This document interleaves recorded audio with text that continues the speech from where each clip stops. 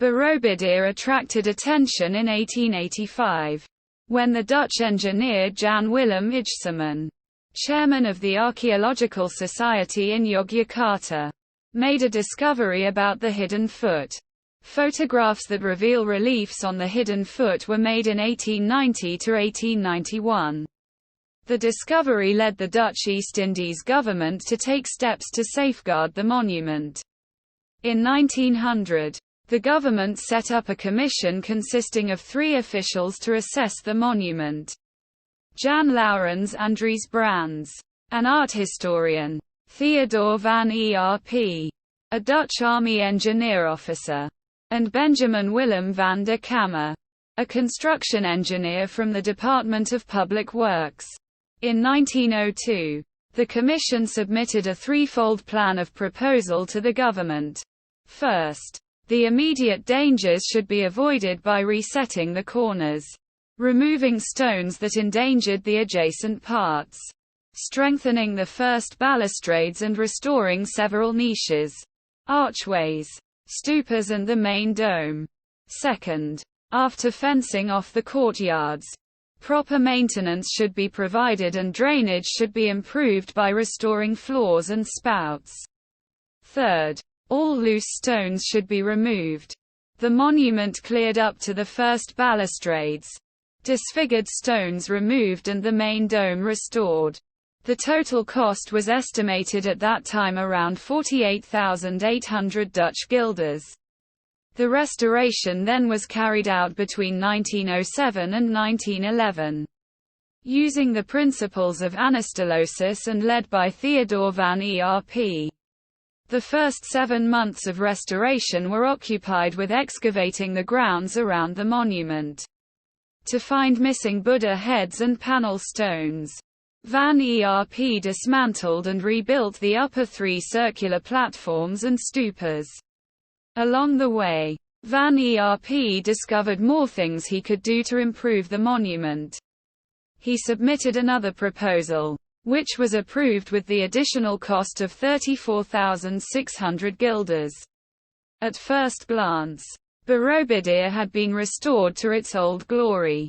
Van Erp went further by carefully reconstructing the chhatra, 3-tiered parasol, pinnacle on top of the main stupa. However, he later dismantled the chhatra, citing that there were not enough original stones used in reconstructing the pinnacle. Which means that the original design of Borobudur's pinnacle is actually unknown. The dismantled chhatra now is stored in Karmawivanga Museum, a few hundred meters north from Borobudur. Quote, due to the limited budget, the restoration had been primarily focused on cleaning the sculptures, and Van Erp did not solve the drainage problem. Within 15 years, the gallery walls were sagging, and the reliefs showed signs of new cracks and deterioration. Van Erp used concrete from which alkali salts and calcium hydroxide leached and were transported into the rest of the construction. This caused some problems, so that a further thorough renovation was urgently needed. Small restorations had been performed since then, but not sufficient for complete protection. During World War II and Indonesian National Revolution in 1945 to 1949, Borobudur restoration efforts were halted. The monument suffered further from the weather and drainage problems, which caused the earth core inside the temple to expand, pushing the stone structure and tilting the walls. By 1950s, some parts of Borobudur were facing imminent danger of collapsing. In 1965, Indonesia asked the UNESCO for advice on ways to counteract the problem of weathering at Borobudur and other monuments. In 1968, Professor Sukmono, then head of the Archaeological Service of Indonesia, launched his Save Borobudur campaign in an effort to organize a massive restoration project.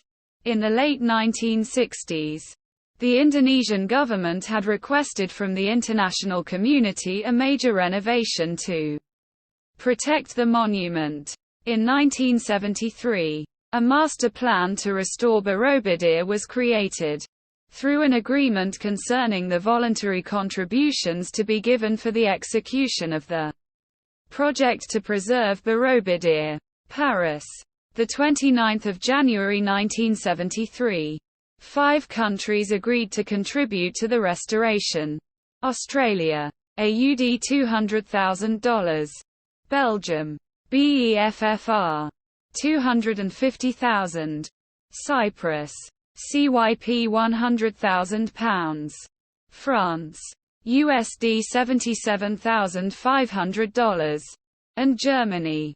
DEM 2 million German marks. The Indonesian government and UNESCO then undertook the complete overhaul of the monument in a big restoration project between 1975 and 1982. In 1975, the actual work began. Over 1 million stones were dismantled and removed during the restoration, and set aside like pieces of a massive jigsaw puzzle to be individually identified, catalogued, cleaned and treated for preservation.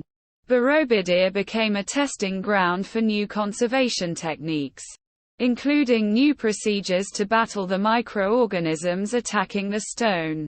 The foundation was stabilized, and all 1,460 panels were cleaned. The restoration involved the dismantling of the 5 square platforms and the improvement of drainage by embedding water channels into the monument. Both impermeable and filter layers were added. This colossal project involved around 600 people to restore the monument and cost a total of $6,901,243 United States dollars. After the renovation was finished, UNESCO listed Borobudur as a World Heritage Site in 1991. It is listed under cultural criteria I. To represent a masterpiece of human creative genius. E. To exhibit an important interchange of human values over a span of time or within a cultural area of the world. On developments in architecture or technology, monumental arts, town planning or landscape design. And vi. To be directly or tangibly associated with events or living traditions, with ideas, or with beliefs, with artistic and literary works of outstanding universal significance. In December 2017, the idea to reinstall Chhatra on top of Borobudur main stupa, has been revisited. However, experts said a thorough study is needed on restoring the umbrella-shaped pinnacle. By early 2018, the Chhatra restoration has not yet commenced.